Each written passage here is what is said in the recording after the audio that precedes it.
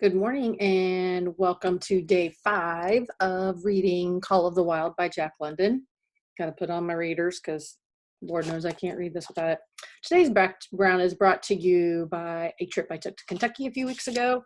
This is the Kentucky Derby, Churchill Downs. I'm not sure why it's backwards, but whatever. So that's the background of the day. So we're starting chapter 3. Buck had learned how to basically pull in a dog sleigh, and he's kind of turned into a wild wolf. He's not as domesticated as he used to be. So we're now chapter 3, the dominant primordial beast. The dominant primordial beast was strong in Buck, and under the fierce conditions of trail life, it grew and grew.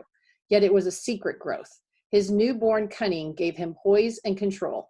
He was too busy adjusting himself to the new life to feel at ease, and not only did he not pick fights, but he avoided them whenever possible. A certain deliberateness characterized his attitude. He was not prone to rashness and precipitate action, and in the bitter hatred between him and Spitz, he betrayed no impatience, shunned all offensive acts. On the other hand, possibly because he divined in Buck a dangerous rival, Spitz never lost an opportunity of showing his teeth. He even went out of his way to bully Buck, striving constantly to start the fight, which could end only in death of one or the other. Early in the trip, this might have taken place had it not been for an unwanted accident. At the end of this day, they made a bleak and miserable camp on the shore of Lake Labarge. Driving snow, a wind that cut like a white-hot knife, and darkness had forced them to grope for a camping place. They could hardly have fared worse. At their backs rose a perpendicular wall of rock, and Perrault and Francois were compelled to make their fire and spread their sleeping robes on the ice of the lake itself. The tent they had discarded in Daya, in order to travel light. A few sticks of driftwood furnished them with a fire that thawed down through the ice and left them to eat supper in the dark. Close in under the sheltering rock, Buck made his nest. So snug and warm was it that he was loath to leave it when Francois distributed the fish which he had first thawed over the fire. But when Buck finished his ration and returned, he found his nest occupied. A warning snarl told him that his trespasser was Spitz. Till now, Buck had avoided trouble with this enemy. But this was too much. The beast in him roared. He sprang upon Spitz with a fury which surprised them both, and Spitz particularly, for his whole experience with Buck had gone to teach him that his rival was an unusually timid dog, who managed to hold his own because of his great weight and size. Francois was surprised too, when they shot out in the tangle from the disrupted nest, and he divined the cause of the trouble. "Ah," he cried to Buck, "get off him! By gar, give it to him, the dirty thief!" Spitz was equally willing. He was crying with sheer rage and eagerness as he circled back and forth for a chance to spring in. Buck was no less eager and no less cautious, as he likewise circled back and forth for the advantage. But it was then that the unexpected happened, the thing which projected their struggle for supremacy far into the future, past many a weary mile or trail and toil. An oath from Perrault, the resounding impact of a club upon a bony frame, and the shrill yelp of pain heralded the breaking forth of pandemonium. The camp was suddenly discovered to be alive with skulking furry forms, starving huskies, 4 or 5 score of them, who had scented the camp from some Indian village. They had crept in while Buck and Spitz were fighting, and when 2 men sprang among them with stout clubs, they showed their teeth and fought back. They were crazed by the smell of food. Perrault found one with head buried in the grub box. His club landed heavily on the gaunt ribs, and the grub box was capsized on the ground. In the instant, a score of the famished brutes were scrambling for the bread and bacon. The clubs fell upon them unheeded. They yelped and howled under the rain of blows, but struggled nonetheless madly till the last crumb had been devoured. In the meantime, the astonished team dogs had burst out of their nests only to be set upon by the fierce invaders. Never had Buck seen such dogs. It seemed as though their bones would burst through their skins. They were mere skeletons draped loosely in draggled hides, with blazing eyes and slavered fangs. But the hunger madness made them terrifying, irresistible. There was no opposing them. The team dogs were swept back against the cliff at the first onset.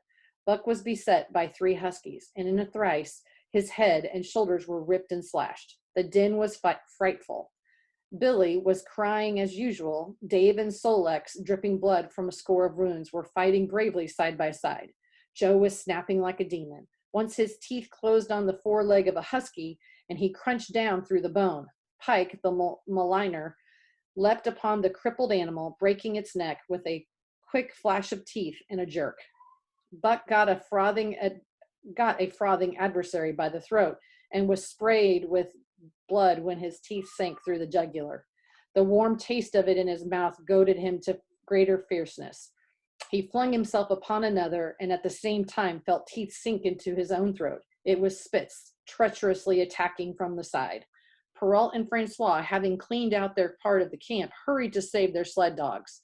The wild wave of famished beasts rolled back before them, and Buck shook himself free, but it was only for a moment. The 2 men were compelled to run back to save the grub, upon which the huskies returned to the attack on the team. Billy, terrified into bravery, sprang through the savage circle and fled away over the ice. Pike and Dub followed on his heels with the rest of the team behind. As Buck drew himself together to spring after them, on the tail of his eye he saw Spitz rushing upon him with the evident intention of overthrowing him. Once off his feet and under the mass of huskies, there was no hope for him, but he braced himself to the shock of Spitz's charge, then joined the flight out on the lake. Later, the 9 team dogs gathered together and sought shelter in the forest. Though unpursued, they were in a sorry plight. There was not one who was not wounded in 4 or 5 places. While some were wounded grievously, Dub was badly injured in the hind leg. Dolly, the last husky added to the team, and Dai had a badly torn throat. Joe had lost an eye, while Billy, the good-natured, with an ear chewed and rent in ribbons, cried and whimpered throughout the night. At daybreak, they limped warily back to camp to find the marauders gone and the 2 men in bad tempers. Fully half their grub supply was gone. The huskies had chewed through the sled, lashes, and canvas coverings. In fact, nothing, no matter how remotely edible, had escaped them. They had eaten a pair of Perrault's moose hide moccasins, chunks out of the leather traces, and even 2 feet of lashes from the end of Francois's whip. He broke from the mournful contemplation of it to look over his wounded dogs. "Ah, my friends," he said softly, "me bin mek you mad dogs does many bites. Maybe all mad dogs scared 'em. What you think, eh, Perrault?" Again, terrible with accents. It's supposed to be a Canadian, so really northern accent. I'm terrible. The courier shook his head dubiously. With 400 miles of trail still between him and Dawson, he could ill afford to have madness break out among his dogs. 2 hours of cursing and exertion got the harness into shape, and the wound-stiffened team was underway, struggling painfully over the hardest part of the trail they had yet encountered, and for that matter, the hardest between them and Dawson. The 30-mile river was wide open. Its wild waters defied the frost, and it was in the eddies only and in the quiet places that the ice held at all.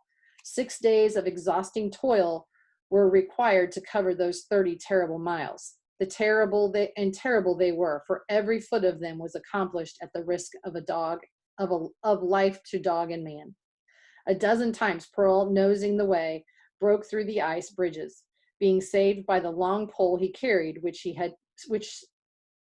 so held that it fell each time across the hole made by his body.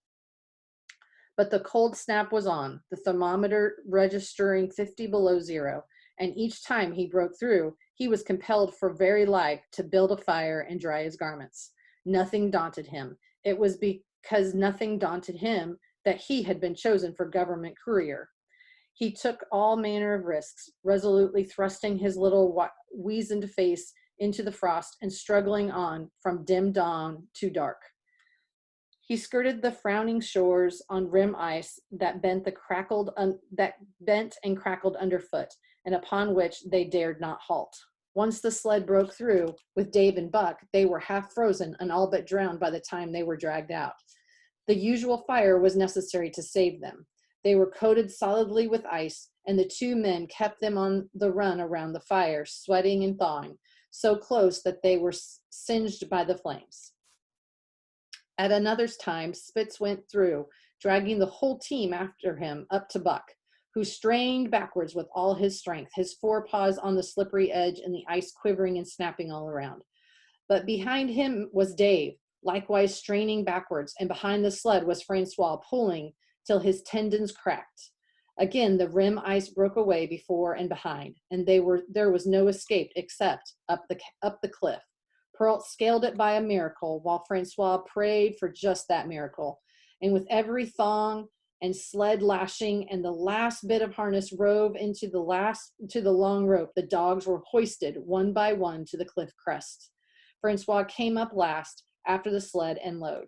Then came the search for a place to descend, which descent was ultimately made by the aid of the rope, and night found them back on the river with a quarter of a mile to the day's credit. By the time they made the Hudalaqua and good ice, Buck was played out. The rest of the dogs were in like condition, but Perrault, to make up lost time, pushed them late and early. The first day they covered 35 miles in the Big Salmon. The next day, 35 more to the Little Salmon. The third day, 40 miles, which brought them well up toward the Five Fingers. Buck's feet were not so compact and hard as the feet of the Huskies. He had softened during the many generations since the day his last wild ancestor was tamed by the cave dwellers or rivermen. All day long he limped in agony, and camp once made, lay down like a dead dog. Hungry as he was, he would not move to receive his rations of fish, which Francois had to bring for him. Also, the dog driver rubbed Buck's feet for half an hour each night after supper, and sacrificed the tops of his own moccasins to make 4 moccasins for Buck. That was a great relief, and Buck caused even the weazened face of Perrault to twist itself into a grin one morning when Francois forgot the moccasins, and Buck lay on his back, his 4 feet waving appealingly in the air, and refused to budge without them. Later, his feet grew hard to the trail, and the worn-out footgear was thrown away. At the Pelly one morning, as they were harnessing up, Dolly, who had never been conspicuous for anything, went suddenly mad. She announced her condition by a long, heartbreaking wolf howl that sent every dog bristling with fear, then sprang straight for Buck. He had never seen a dog go mad, nor did he have any reason to fear madness, yet he knew that here was horror and fled away from it in panic. Straightway he raced, with Dolly panting and frothing one leap behind. Nor could she gain on him, so great was his terror, nor could he leave her, so great was her madness. He plunged through the wooded breast of the island, fled down to the lower end, crossed a back channel filled with rough ice to another island, gained a third island, curved back to the main river, and in desperation started to cross it. And all the time, though he did not look, he could hear her snarling just one leap behind. Francois called to him a quarter of a mile away, and he doubled back, still one leap ahead, gasping painfully for air and putting all his faith in that Francois would save him. The dog driver held an axe poised in his hand, and as Buck shot past him, the axe crashed down upon Dolly's head. Okay, we're going to stop there. I've read probably about 10 pages. So we'll pick up tomorrow, find out what happened after Dolly went mad.